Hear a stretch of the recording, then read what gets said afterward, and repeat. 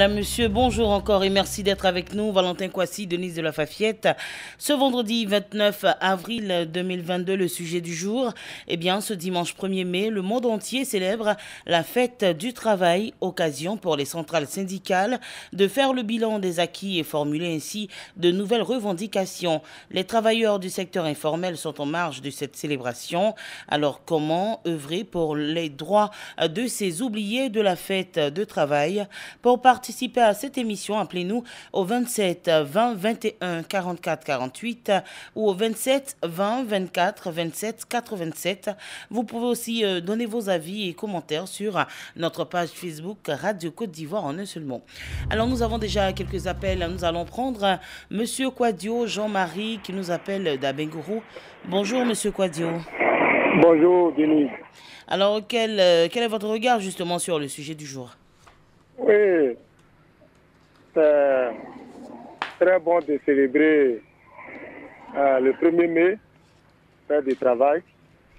Et je pense que les syndicats vont poser leurs revendications. Là, je suis. Mais je demande aussi au président, vraiment, quand les fonctionnaires posent leurs revendications, il faudrait qu'on passe au moins aussi la filière de l'agriculture. Parce que vraiment, mais vous sortez au milieu un peu de l'agriculture, hein, c'est c'est pas du tout fiable. Monsieur Quadio. Oui. Alors c'est bien ce que vous notez, mais plus précisément aujourd'hui, nous parlons du secteur informel. Comment faire justement pour rendre formel ce secteur-là? C'est ce que je dis là. Aujourd'hui là, ils vont se croiser dimanche. Voilà. C'est pour parler de les difficultés au niveau du travail. Voilà. Donc vraiment, dans tout ça là, ils vont revendiquer leurs droits, les arrivées des salaires qui n'ont pas encore payés, tout ça là, ils vont parler de ça. Voilà. Mais nous aussi là, il ne faudrait pas qu'on soit oubliés. Parce que quand on donne un prix, ce n'est pas respecté. Voilà. Donc il faut que le gouvernement pense beaucoup sur ça. C'est ce que moi je vais dire. Merci bien, Monsieur Quadio, et très bonne journée à vous à Bengourou. Nous continuons donc ce sujet. Nous parlons bien entendu de la fête du travail qui aura lieu le dimanche 1er mai. Comment œuvrer pour les droits des acteurs du secteur informel en ce qui concerne la fête de travail? Nous attendons vos réactions. Nous avons Monsieur Zamblé Alphonse qui nous appelle de Oumé. Bonjour, Monsieur Zamblé.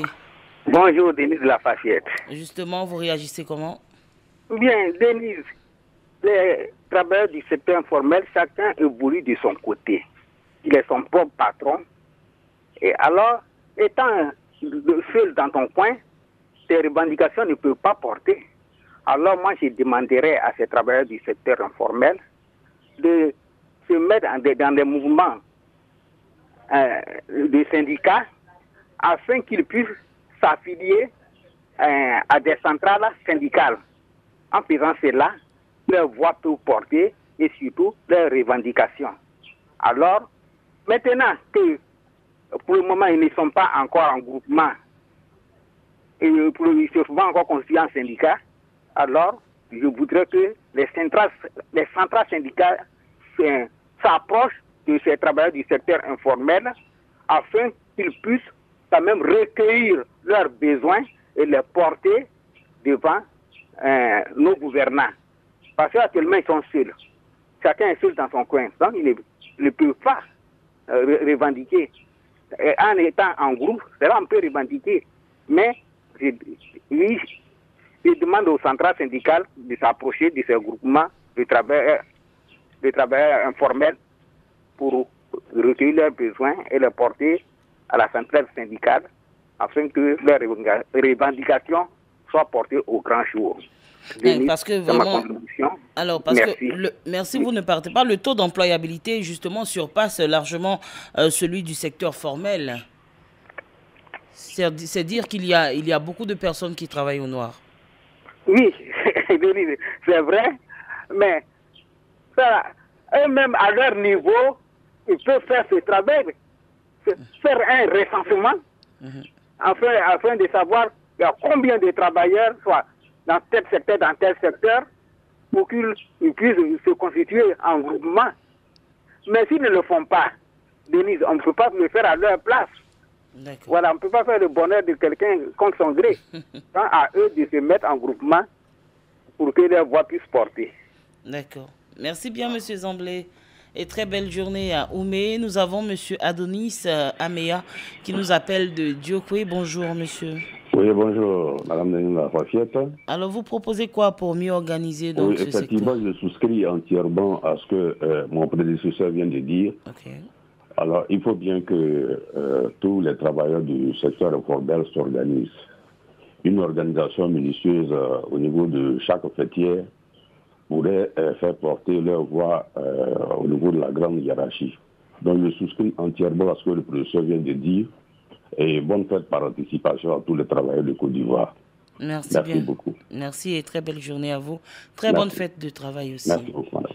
Nous continuons de recevoir les commentaires via la page Facebook. Nous avons M. Bosson Rémy qui nous écrit de Yopougon, Trois-Rouges. Les travailleurs du secteur informel ont besoin d'un minimum d'organisation pour mieux fonctionner. Lorsqu'on forme un groupe, une équipe, on devient fort, puissant et on est mieux écouté. Ainsi, les travailleurs de ce secteur d'activité, qui sont d'ailleurs très nombreux, peuvent s'organiser en créant un syndicat pour défendre leurs droits et leurs intérêts. Nous passons aux appels à M. Boussoubi Ouattara, nous appelle de Waribota. Bonjour, M. Boussoubi Ouattara. Non, c'est M. Boussoubi, ce n'est pas M. Boussoubi Ouattara. Bonjour, Denis de la Fafiette. Bonjour, monsieur. C'est Denis de la Fafiette. Denis de la Fafiette. Voilà. On vous écoute, M. Boussoubi. Oui, écoutez, moi je pense qu'on ne doit pas parler comme on appelle des travailleurs dans le secteur informel. Moi, je prends une centrale syndicale où je suis affilié, mais il y a toutes les composantes de la société des travailleurs. Et la centrale syndicale humanise. Vous avez des ferrailleurs, des couturières, des commerçantes, et tout ce monde. Et moi, je pense qu'il appartient donc aux autres centrales syndicales d'en faire autant, d'aller vers les travailleurs du secteur informel c'est un secteur pourvoyeur d'emploi qu'on ne doit pas négliger, qu'on doit prendre aussi en compte leurs revendications et leurs desiderata tous les 1er mai. Et c'est un impératif catégorique, Denis. D'accord. Merci pour votre contribution, M. Boussoubi. Et puis, très bonne fête de travail, comme on le dit, par anticipation, à Waribota. Merci beaucoup. Nous partons à Dionra pour recevoir M. Ouattara Adama. Bonjour. Bonjour, Denis de la Fafiette. Alors, comment est le temps à Dionra? Le temps est beau, le temps est beau. Ah, justement, un temps qui vous permet de réagir au sujet du jour. Nous vous écoutons. Ok, moi je pense que le sujet est bienvenu. Puisque moi-même, nous travaillons tous dans l'informel. Mais moi, je pense que le gouvernement doit vraiment veiller sur les travailleurs, comme certains l'ont déjà dit. Parce que pour avoir aujourd'hui un agrément, puisque pour être reconnu, de sortir de l'informel, pour sortir de l'informel, il faut avoir des dossiers. Allô? Oui. Oui, il faut avoir des dossiers. Mais aujourd'hui, pour constituer des dossiers, ça coûte très cher.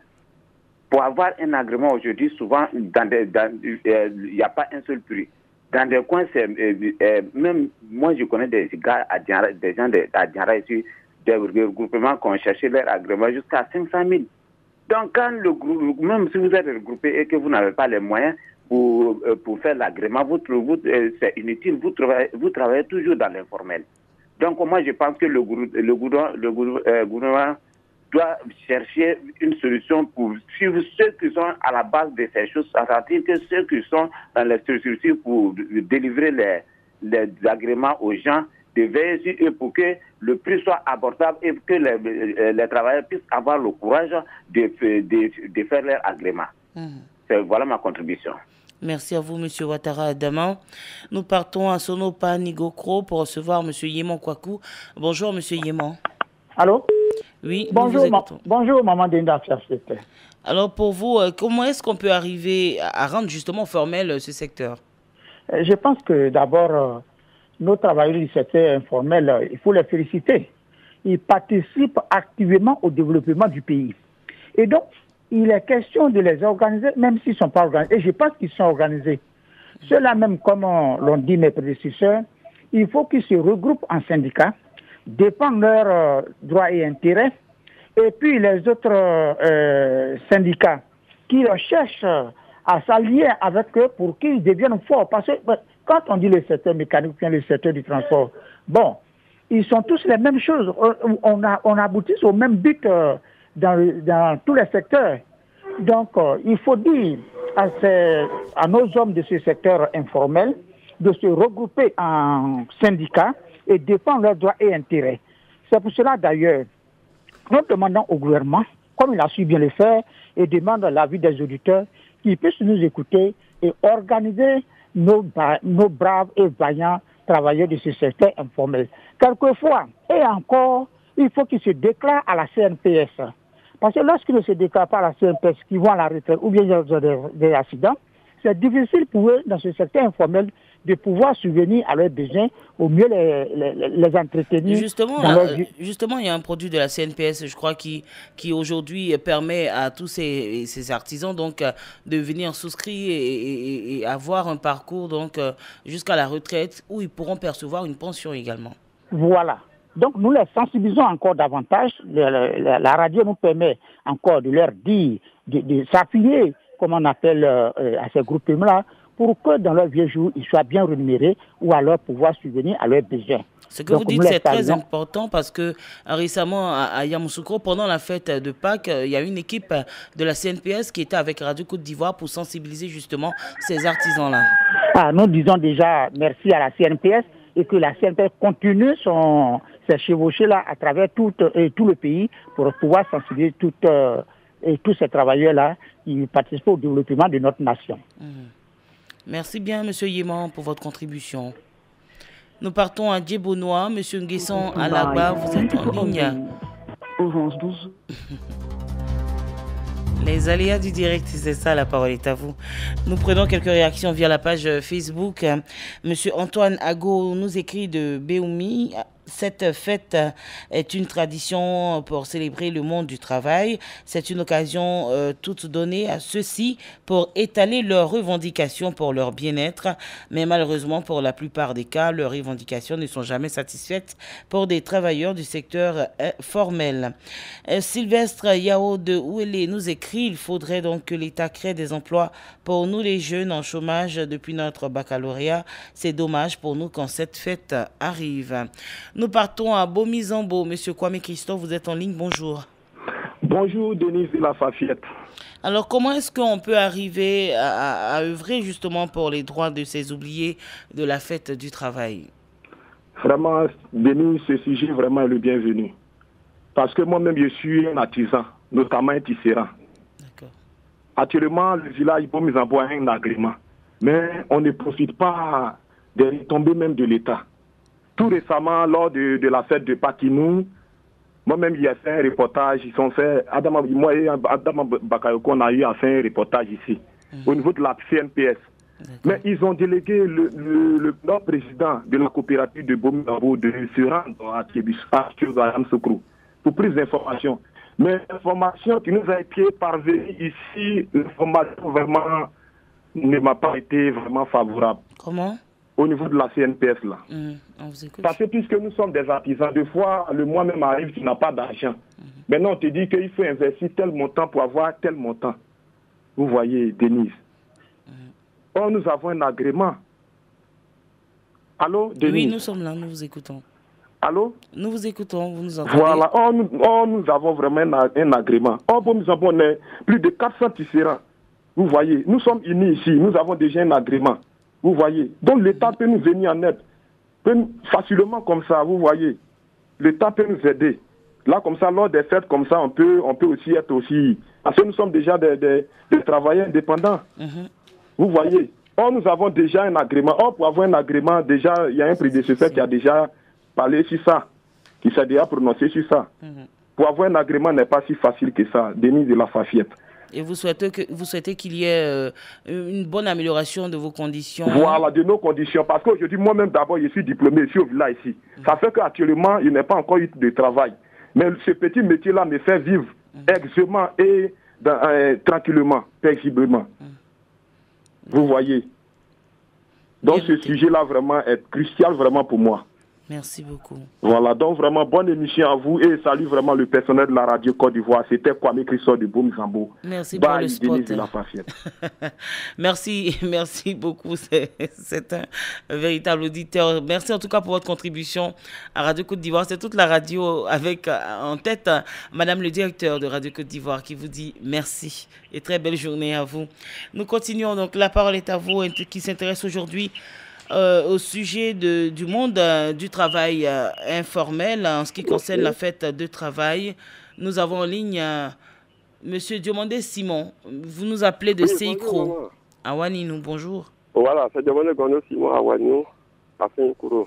D'accord. Quelle est votre contribution? Votre émission est très bonne de voir ce matin-là. Merci. Celle que nous demandons, Simon, je suis avec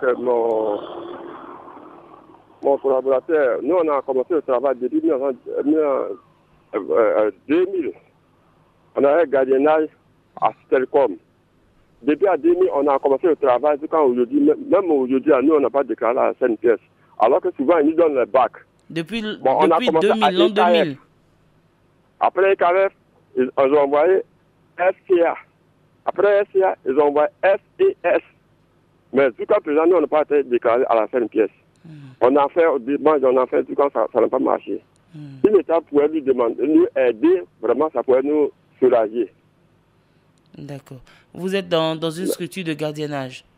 Voilà. Depuis l'an 2000 et nous sommes en 2023, vous n'êtes pas encore déclaré. D'accord. Voilà, on est en 2023 aussi. Jusqu'à présent, on travaille. Mais nous, on n'a pas été déclaré à la CNPS.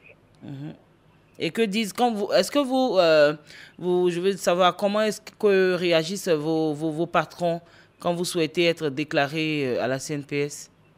Bon, souvent on parle des patrons, après ça ils viennent changer le nom de travail. Parce qu'on a commencé IKF. On a parlé ça, il y a une dame qui était notre chef. On a parlé ça, il a dit non, j'ai compris, je vais tenter. Du coup, ils ont changé encore. Il y a un autre groupe qui est venu prendre le travail. D'accord. Bon, on a parlé ça encore, après ça, lui aussi, le secrétaire est parti encore pour nous laisser le travail. À chaque fois, la direction change. Il y a d'autres qui ont payé ça. Premier, on a été payé à 30 000 francs. Après ça, ils ont payé à 40 000 francs. Mais toujours pas de déclaration. Vous me comprenez? Oui, nous vous comprenons aisément. Voilà. Merci pour votre contribution, Monsieur Diomandé. Merci beaucoup. Nous partons à Bobo Avocatier. Monsieur Kwaku Eugène, vous êtes en ligne. Bonjour. Monsieur Kwaku Eugène, bonjour. Bonjour, madame la Fafiette. D'accord, nous vous écoutons. Je salue votre technicien. Valentin Kwasi. Oui. D'accord, il vous écoute. Merci. Bon, pour revenir au thème du jour de ce matin, moi je pense que quand on prend les différents ministères techniques, et il y a beaucoup d'efforts qui ont été faits par certains ministères, tels que le ministère des Artisans, bon, qui se sont regroupés en association depuis plusieurs années. Les transporteurs aussi, même chose. Donc, il suffit que ces associations-là se transforment en syndicats et puis le tour est joué. En remplissant les conditions légales comme les sociétés font, au niveau de l'État, je pense que du ministère de l'Intérieur, je pense que ce problème de l'informel trouvera une solution. Et à chaque fois qu'il y a une manifestation, bon, l'État peut l'inscrire à l'ordre du jour pour pouvoir prendre part aux différentes manifestations. C'est ce que je vois. Sinon, bon, l'État a fait beaucoup d'efforts. Présentement, les personnes qui travaillent dans l'informel peuvent se faire recenser au niveau de la CNPS pour pouvoir bénéficier de la pension comme comme les travailleurs qui sont dans le formel. Donc je pense que l'un dans l'autre, bon, l'État peut, il suffit que l'État s'implique. Comme vous l'avez dit, l'État fait beaucoup. On a également même le CPC qui permet à ces artisans à ces différentes manifestations. D'accord. Bon, merci, la Fafiette, et bonne journée. Merci beaucoup, M. Kwaku Eugène, et très très belle journée à Bobo Avocatier. Madame, Monsieur, ça sera tout pour La Parole est à vous aujourd'hui. Merci d'avoir réagi nombreux à ce sujet. La Parole est à vous. Valentin Kwasi, Denise de la Fafiette, très très bon week-end à tous sur Radio Côte d'Ivoire. Radio Côte d'Ivoire, Abidjan 88.fm.